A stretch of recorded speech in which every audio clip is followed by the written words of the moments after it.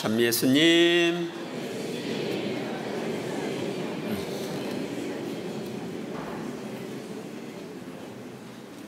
오늘은 지극히 거룩하신 그리스도의 성체 성혈 대축일입니다. 오늘 우리는 예수님께서 성목요일에 성체 성사를 제정하신 것과 지금도 미사 중에 사제를 통하여 빵과 포도주를 주님의 살과 피로 변화시켜 우리의 음식이 되시는 주님의 사랑을 기억하며 감사와 찬미를 드리는 날입니다. 전통적으로는 지극히 거룩하신 삼위일체 대축일 다음 목요일을 지극히 거룩하신 그리스도의 성체 성혈 대축일로 지냈는데, 우리나라에서는 사목적 배려로 목요일에 지내야 될 걸 오늘 주일로 옮겨서 지내고 있습니다. 전에는 그리스도의 성체 축일과 성혈 축일을 따로 지냈었는데, 제2차 바티칸 공의회 이후 우리는 함께 기념하고 있습니다. 오늘의 독서와 복음에 나오는 성체 성사에 관한 내용을 살펴보도록 하겠습니다. 첫째로 오늘 제1독서인 창세기는 멜키ጼ덱 사제에 관한 이야기를 전해줍니다. 그 무렵 살렘 임금 멜키ጼ덱이 빵과 포도주를 가지고 나왔다. 그는 지극히 높으신 하느님의 사제였다. 여기서 살렘은 예루살렘을 가리킨다고 보고 있습니다. 그런데 이 멜키ጼ덱은 임금이며 사제라고 되어 있죠. 바로 임금이며 사제이신 예수님을 상징하는 인물입니다. 오늘 시편 110편 4절에 멜키ጼ덱과 같이 너는 영원한 사제로다 하는 화답송 후렴을 우리가 했는데, 이 메시아에 관한 예언이 예수님 안에서 이루어져서 우리는 예수님을 멜키ጼ덱과 같은 대사제라고 부릅니다. 그래서 히브리서 6장 20절에 보면 예수님께서는 멜키ጼ덱과 같은 영원한 대사제가 되셨다고 알려주고 있습니다. 멜키ጼ덱이 가지고 나온 빵과 포도주는 신약의 멜키ጼ덱인 예수님이 세우신 성체 성사의 재료입니다. 따라서 창세기의 이 멜키ጼ덱 이야기는 성체 성사를 암시합니다. 그는 아브라함에게 축복하며 이렇게 말하였다. 하늘과 땅을 지으신 지극히 높으신 하느님께 아브라함은 복을 받으리라. 적들을 그대 손에 넘겨주신 분, 지극히 높으신 하느님께서는 찬미 받으소서. 아브라함은 그 모든 것의 10분의 1을 그에게 주었다.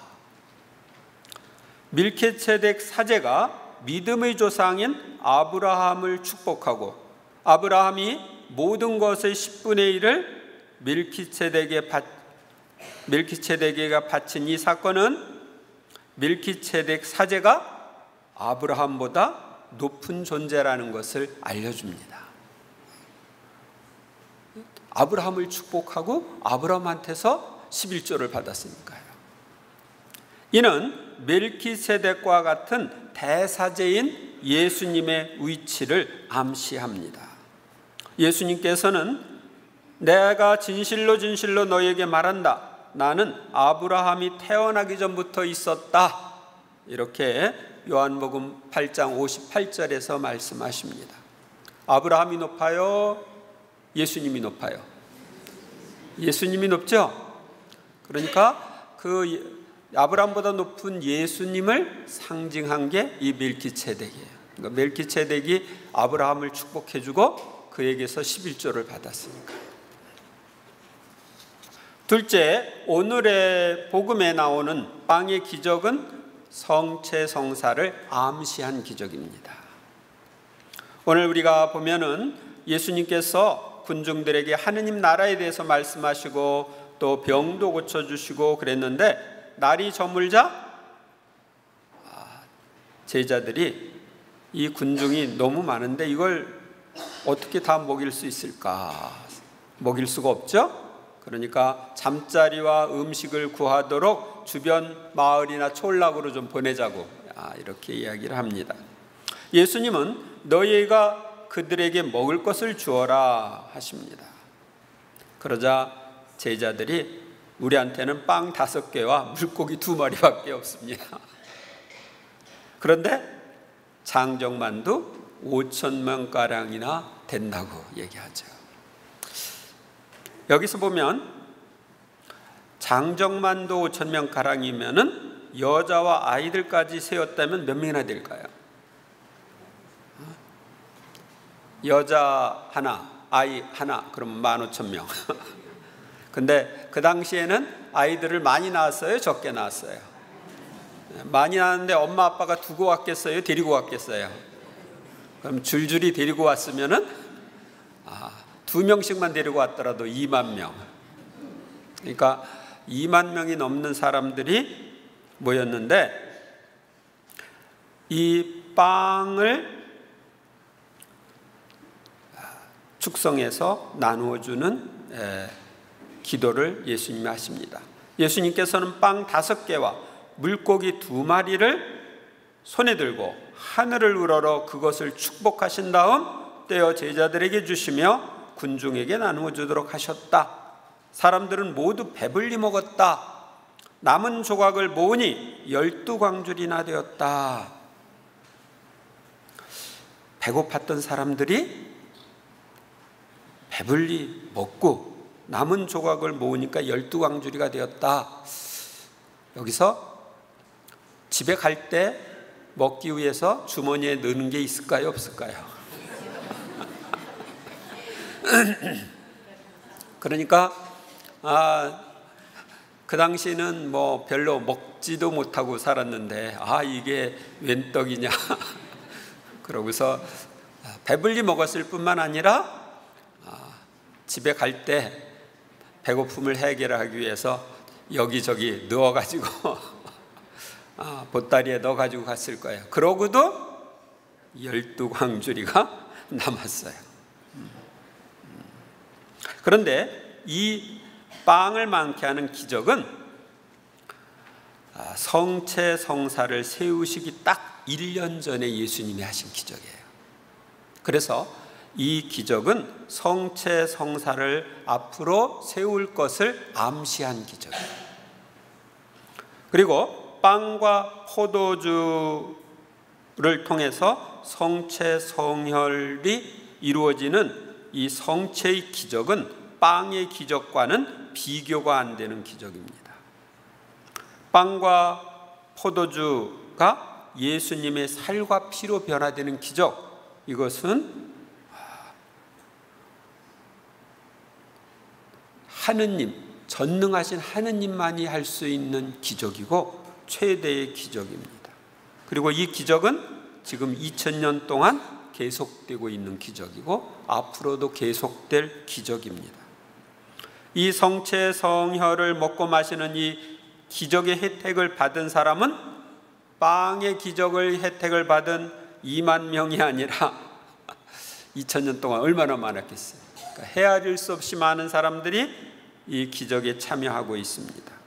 그리고 빵은 일시적인 한 끼의 배고픔을 해결해 주는 것에 불과했지만 이 성체 성혈의 기적은 우리에게 영원한 생명을 가져다 줍니다.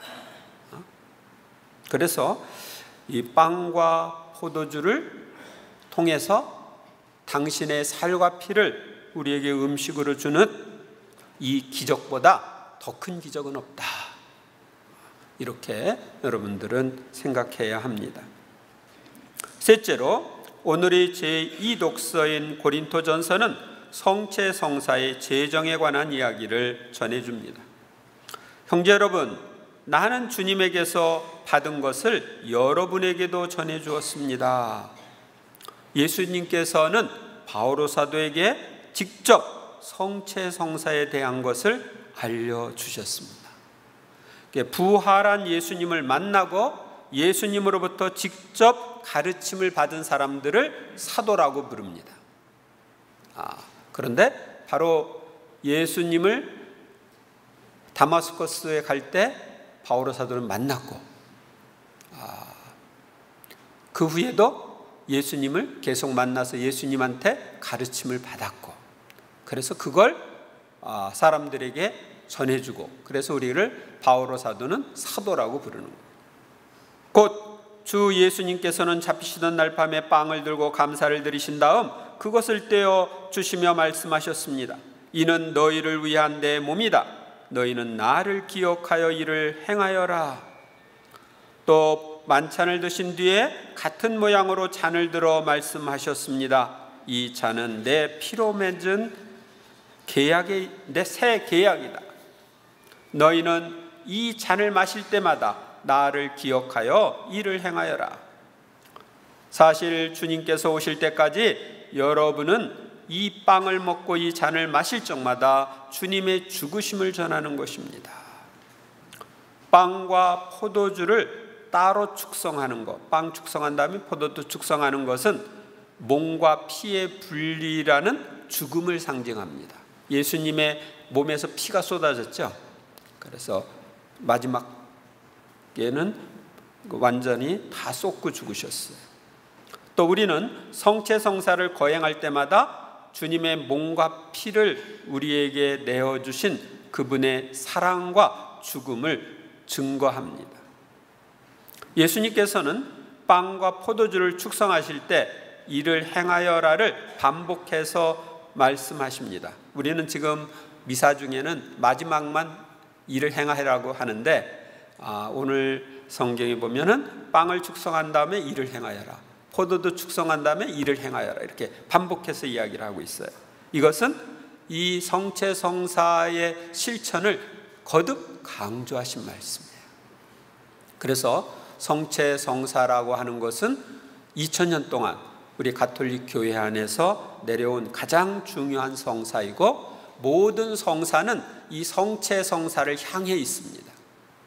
여러분이 세례를 받는 이유는 성체 안에 예수님을 모실 자격을 얻기 위한 거예요. 고해성사를 받는 이유는 깨끗한 몸과 마음으로 예수님을 모시기 위해서죠. 사제가 서품을 받는 것도 성체성사를 거행할 자격을 얻고 성체성사를 거행하기 위해서입니다. 그리고 모든 성사는 다 성체를 중심으로 있습니다. 넷째로 성체 성혈 대축일이 생기게 된 성체 기적에 대한 사건을 여러분에게 말씀드리고 싶습니다. 1263년 독일의 프라하의 베드로라는 사제가 로마를 순례하기 위하여 이탈리아의 볼세나에 도착했습니다. 이 볼세나는 로마로부터 한 120km 정도 떨어진 곳입니다. 이 사제는 미사 중 성변화 때 이는 너희를 위하여 내어줄 내 몸이다 라고 할 때 정말 그 빵이 예수님의 몸으로 변화되느냐 하는 것에 대한 의심을 해결하고 싶어서 로마 성지순례를 떠났습니다. 그는 사도들의 으뜸인 베드로와 바오로 사도의 무덤을 찾아가서 두 사도의 중재로 자신의 의심을 풀어주시도록 기도하기 위해 로마로 가고 있었습니다. 그가 볼세냐의 성녀 크리스티나 성당에서 미사 중 성체를 축성한 후 의심을 하면서 성체를 둘로 쪼갤 때 갑자기 한 조각에서 피가 떨어지면서 그 성체 조각이 예수님의 살과 피로 변했습니다. 성스러운 피가 성체포 위에 흘러 떨어지면서 그 위에 25개의 점을 이루었습니다. 그리고 그 점마다 가시관을 쓰신 예수님의 머리가 그 사제를 향해 빛나고 있었습니다. 감격한 사제는 미사를 끝마칠 수가 없어서 피 묻은 성체포를 싸서 성 앞과 함께 제의실로 가지고 가는데 몇 방울의 피가 성당의 돌바닥에도 떨어졌습니다. 거기서도 가시관을 쓰신 예수님의 모습이 보였습니다. 옛날에는 이렇게 많은 대중을 상대로 미사를 하는 경우도 있었지만 대부분은 개인 미사였습니다. 그러니까 벽 쪽에 제대가 있고 그걸 향해서 혼자 이렇게 미사를 하는 거예요. 그러니까 그것을 여러분들이 생각하시면 됩니다. 이 사제는 마침 이웃 도시인 오르비에토에 머물고 계신 교황 우르바노 4세를 방문하여 그동안 있었던 일을 보고하고 교황님은 즉시 성직자들을 파견하여 그것이 사실인지 조사를 하게 했습니다. 모든 것이 사실로 밝혀지자 교황님은 그 성체와 피 묻은 성체포를 오르비에토에 모셔오게 했습니다. 교황 울바노 4세는 성 토마스 아퀴나스에게 성체 찬미가를 직회했습니다. 그래서 여러분들이 오늘날 성 토마스의 성체 찬미가 있죠. 이 사건으로 해서 직회된 거예요. 또 다음 해인 1264년 8월 11일에 성체 성혈 대축일을 새로 제정하는 교서를 이 우르바노 4세가 발표했습니다. 그래서 오늘날 여러분들은 성체 성혈 대축일을 지낼 수 있게 된 겁니다. 오늘날까지 오르비에토 대성당에는 이 성체포가 보관되어 있어서 성지순례를 하는 사람들은 누구나 볼 수가 있습니다. 이 성체포를 모시기 위해서 이 오르비에토에 있는 사람들은 300년 동안 대성당을 지었어요.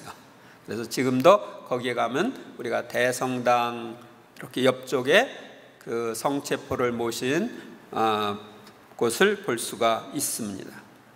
저는 2004년에 오르비에토 성체 거동에 참여했고 이제 주교님과 거기 있는 모든 사제들 또 신자들이 그 오르비에토 성을 돌면서 하는 성체 거동에 참여했습니다.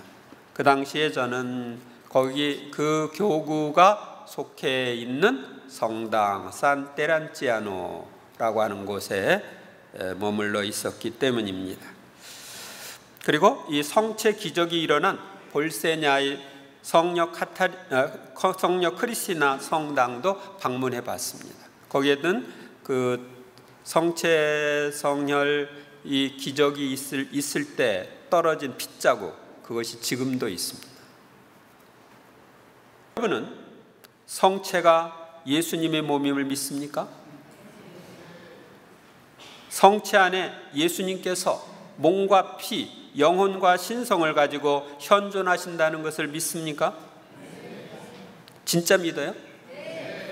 믿는다면 성체 예수님께 대한 나의 태도가 달라져야 합니다.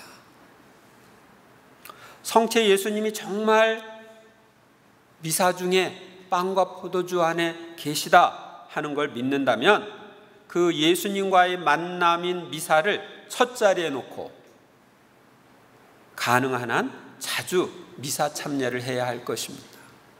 주일 미사뿐만 아니라 평일 미사도 정말 예수님을 만나는 것보다 더 중요한 게 있어요? 여기 지금 부산에서 예수님이 나타나셨다 그러면 어떻게 될까요? 그분 만나러 가느라고 고속도로가 미어지겠죠. 그런데 볼 수 있는 성체 안에 예수님이 지금도 계셔요. 그걸 믿음으로 받아들인다면 우리는 성체 조배를 자주 할 거고 또 성시간에도 적극 참여해서 성체 예수님께 감사와 흠숭을 드릴 것입니다. 내가 지금 믿는다고 말을 하는데 확실하게 안 믿기 때문에 주일 미사도 빠지고 성체 조배 하라고 그러면 성체 조배 시간에 몇 사람만 가고 대부분은 안 가고 그런 거예요. 그리고 성체 안에 정말 예수님이 계시다는 걸 확실히 믿는다면 예수님을 모시기 위해서 준비를 철저히 하겠죠. 내가 정말 순결하신 그분을 모시기 위해서 순결한가 살펴보고 죄가 있으면 고해성사를 받고 진정으로 뉘우치면서 예수님을 모시고, 또 예수님이 나를 너무너무 사랑하셔서 당신 몸을 음식으로 주시니까 나도 그분께 대한 사랑으로 그분을 맞이하기 위해서 힘쓸 것입니다. 이번 한 주간 동안 여러분들이 나는 성체 안에 계신 예수님을 어떻게 생각했나 한번 살펴보세요. 그분께 막가진 사랑과 존경, 찬미와 감사를 얼마나 드렸나 살펴보세요. 그리고 이번 한 주간도 여러분들이 성체 예수님을 더욱 사랑하시는 한 주간이 되시기를 바랍니다.